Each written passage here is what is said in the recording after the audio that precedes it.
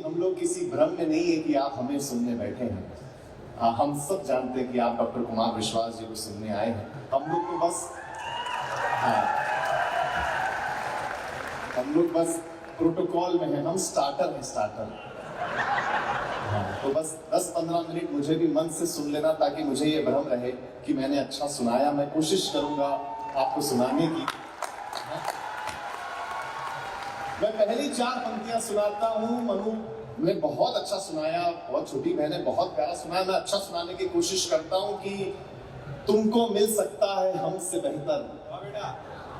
अगले महीने Valentine's day है, तब ये पंक्तियां सुनना कि तुमको मिल सकता है हमसे बेहतर, हमको मिल सकता है तुमसे बेहतर। अगली 2 पंक्तियों पर आपकी दाद, आपकी तालियां मिलेंगी, मुझे अच्छा लगेगा कि तुमको मिल सकता है हमसे बेहतर, हमको मिल सकता है तुमसे बेहतर, लेकिन तुम और हम दो घर मिल जाए तो कुछ और नहीं हो सकता फिर इससे बेहतर। बाकी कोई टेंशन लेना नहीं आप लोग। टेंशन लेना इस दुनिया का सबसे आसान काम है, हंसाना बहुत मुश्किल काम है। डिजिटल दुनिया में हम हैं। मेरा ऑब्जर्वेशन सुनना, अगर आपको टेंशन लेना है रायपुर के दोस्तों, कुछ मत करो। सुबह सुबह किसी को व्हाट्सएप करो और फिर डिलीट कर दो।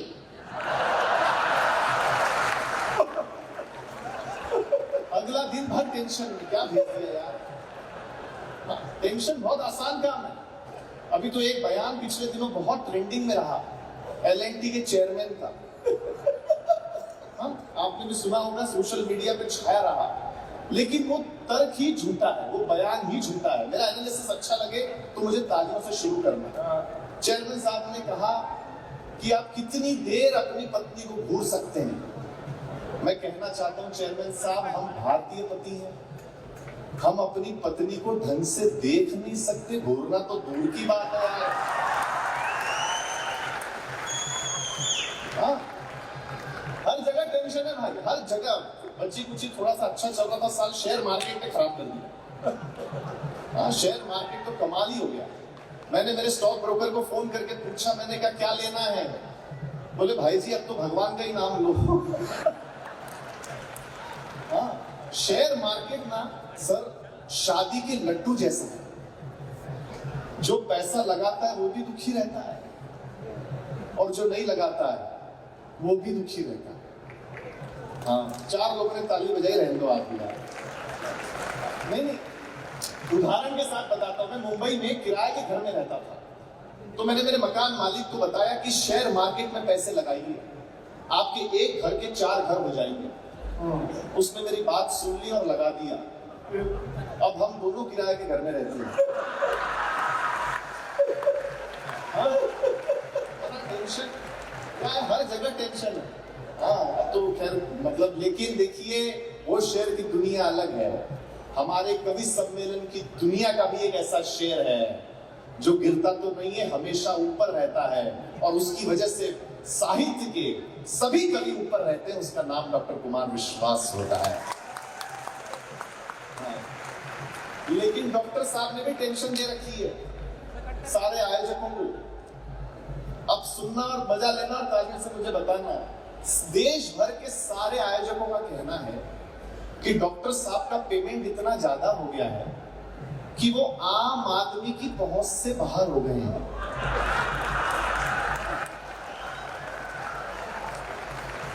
मेरा जवाब अच्छा लगे तो आगे से लेकर पीछे तक हाथ उठाकर तालियां बजाकर बताना। लोगों ने कहा डॉक्टर साहब का पेमेंट इतना ज्यादा हो गया है कि वो आम आदमी की पहुंच से बाहर हो गए हैं। मैंने कहा डॉक्टर साहब जानबूझ के ऐसा कर रहे हैं? बोले क्यों?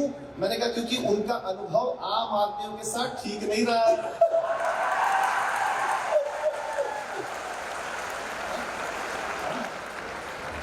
टेंशन की बात लेना, लेकिन मैं सचमुच धन्यवाद देता हूँ रायपुर, मतलब रायपुर का आदमी किसी को सुन ले, यही बहुत बड़ी बात है यार। हाँ, वरना रायपुर का आदमी सुनाने के लिए जाना जाता है, सुनने के लिए थोड़ी जाना जाता है। अभी एक बहुत बड़े प्रवचन करता है यहाँ पे, मुझे बता रहे थे, तो उन्होंने प्रवचन दिया। बोले देखो जो इस जन्म में नर है वो अगले जन्म में भी नर ही होगा, और जो इस जन्म में नारी है वो अगले जन्म में भी नारी ही होगी। इतना सुनते ही एक बूढ़ी अम्मा उठ करके जाने लगी। तो प्रवचनकर्ता ने रुकाया और पूछा, अम्मा बीच प्रवचन में उठ के क्यों जा रही हो? अम्मा रायपुर की थी, जवाब मजा आया तो तालियों से बताना। प्रवचनकर्ता ने रुकाया और पूछा, अम्मा बीच प्रवचन में उठ के क्यों जा रही हो? अम्मा ने कहा, महाराज जी जब अगले जन्म में भी पूड़ियां ही तलनी है तो प्रवचन सुन के फायदा क्या है?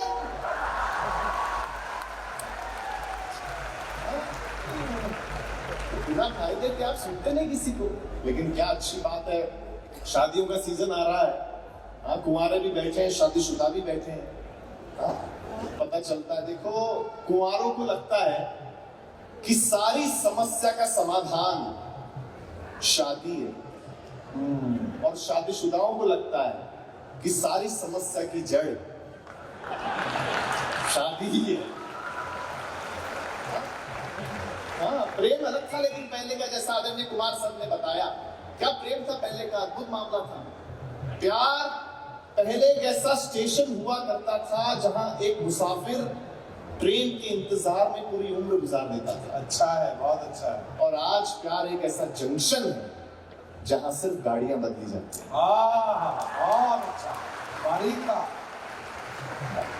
डॉक्टर साहब, पहले का प्यार क्या था? पहले लोग प्यार में अमर हो जाते थे, है ना? लैला मजनू, हीर रांझा। फिर दौर आया, लोग प्यार में अंधे हो गए। अब ऐसा दौर है, लोग प्यार में तोतले हो गए हैं। मेरे बाबू ने खाना खाया।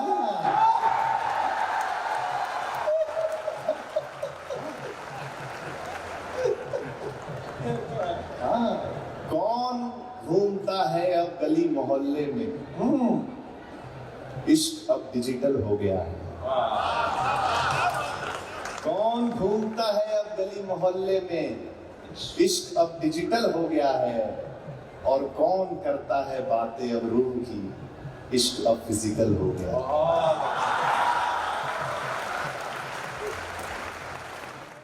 दुनिया लेकिन अद्भुत है, एक नया वर्ड इन दिनों आया, इन्फ्लुएंसर।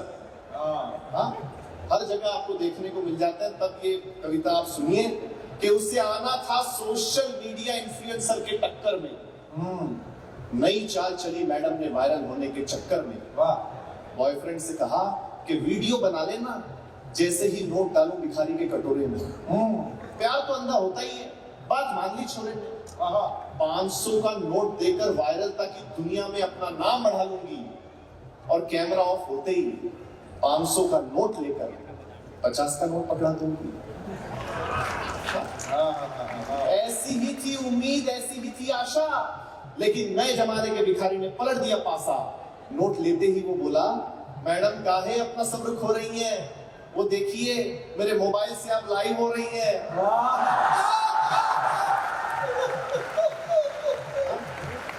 और अगली पंक्ति पर सबकी तालियां की ऐसा ही मंजर अब हर जगह नजर आने वाला है। मैडम का तो पता नहीं, भिखारी बहुत जल्द बिग बॉस में नजर आने वाला है।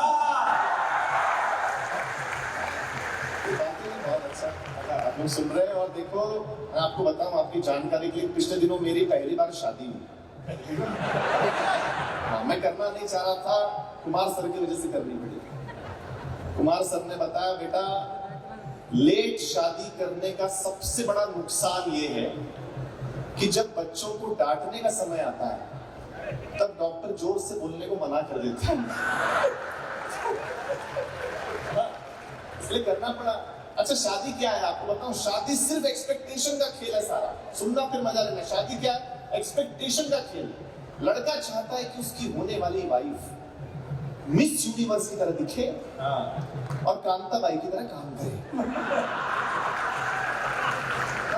जबकि लड़की चाहती है कि उसके होने वाला पति अंबानी की तरह कमाए और अंबानी की तरह ही चुप रहे। हाँ, ये एक्सपेक्टेशन है। और रियलिटी क्या है? फिर मजा आए तो बताना। वास्तविक जीवन में, रायपुर के दोस्तों, वास्तविक जीवन में हम पुरुषों को अप्सरा नाम की सिर्फ पेंसिल मिलती है और महिलाओं को बादशाह नाम का सिर्फ मसाला मिलता है। जी, आपने समय दिया उसके लिए आपका आभार। बहुत आभारी है महामहिम जी, हमारे बीच आशीर्वाद देने के लिए आप उपस्थित रहे। एक बार जोरदार तालियों के साथ आप उनका आभार व्यक्त करेंगे महामहिम। हाँ बेटा। हाँ कोई बात नहीं, बस आप लोग ध्यान देकर रखिए और 5 मिनट मैं आपका लूँगा, कोई टेंशन की बात नहीं। देखो यहाँ सारी महिलाएं बैठी हैं जी, भाभियाँ हमारी बैठ जाए, कोई टेंशन लेना नहीं। मैं तो टिप्पणी करने से भी बहुत डरता हूँ। महिलाएं शक्ति, मैं महिलाओं का सचमुच बहुत सम्मान करता हूँ, बहुत सम्मान करता हूँ, क्योंकि महिलाओं को आप जो भी कुछ दें बदले में आपको ज्यादा लौटाता है। जैसे आप इन्हें मकान दें, ये आपको घर करके देते। आप इन्हें अनाज दें, ये आपको भोजन बना करके देते। आप इन्हें मुस्कुराहट दें, ये आपको अपना दिल दे देते। मतलब आप महिलाओं को जो भी कुछ दें बदले में आपको ज्यादा ही लौटाती हैं। तो यदि हम इन्हें कोई छोटी मोटी तकलीफ दें,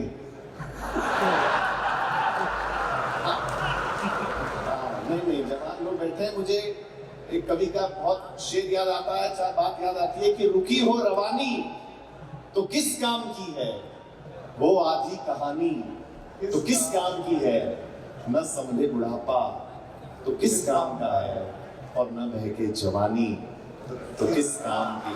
तो मुझे महसूस कराइएगा कि आप मुझे सुन रहे हैं, बहुत टेंशन नहीं, आप लोग अच्छा सुन रहे हैं। लेकिन देखिए महिलाओं में बहुत सारी हास्य की बात करते हैं हम लोग, लेकिन एक सच मेरे परिवार का है, आपके परिवार में भी होता होगा कि जब भी मैं लेट नाइट शो करके घर पहुंचता हूं तो मेरी माँ मुझे हमेशा जागती हुई मिलती है। बहुत अच्छा।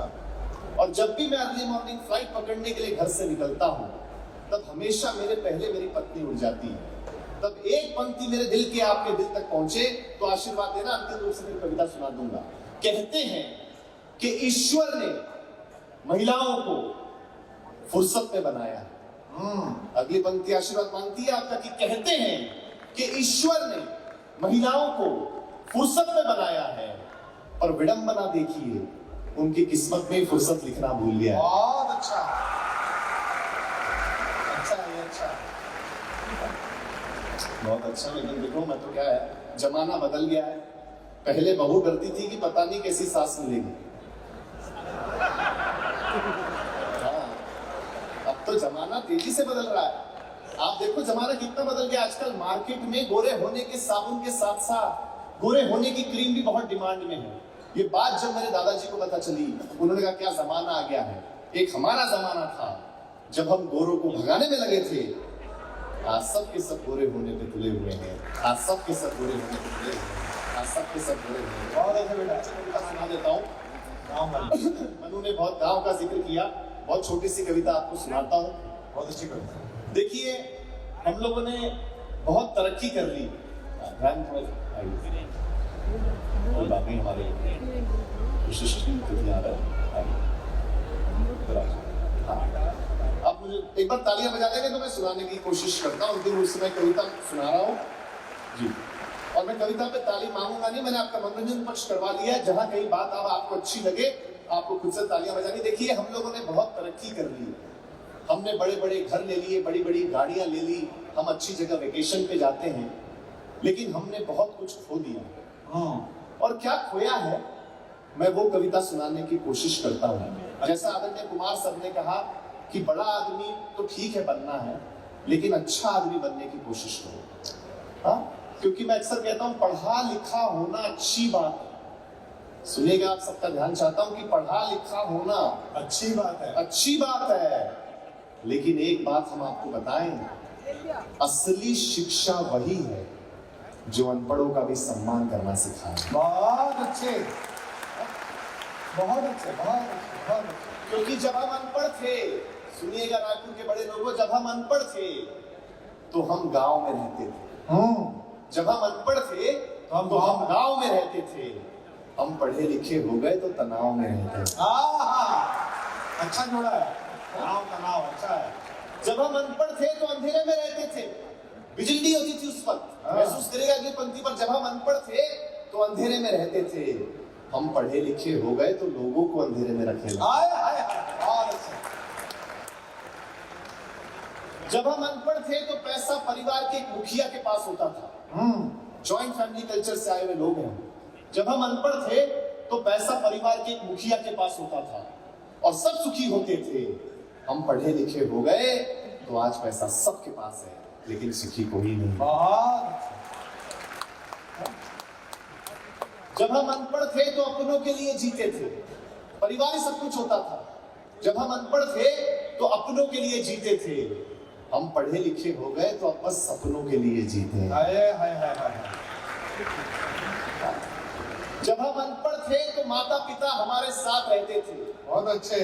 अगली पंक्ति थोड़ी सी शायद अच्छी ना लगे लेकिन सच्चाई है। जब हम अनपढ़ थे तो माता पिता हमारे साथ रहते थे, हम पढ़े लिखे हो गए तो माता पिता वृद्धाश्रम में रहने लगे। बहुत अच्छे। और डिजिटल क्रांति का युग है। आखिरी पंक्ति सुना करके अपना स्थान लूंगा। आपको लगे अगर रोहित शर्मा ने कम समय में अच्छी पारी खेली हो तो फिर मेरी विदाई भी अच्छी करना आप लोग। सुनिएगा, डिजिटल क्रांति का युग है दोस्तों की अनपढ़ों ने हमें दिया बहुत कुछ है, लिया कुछ भी नहीं।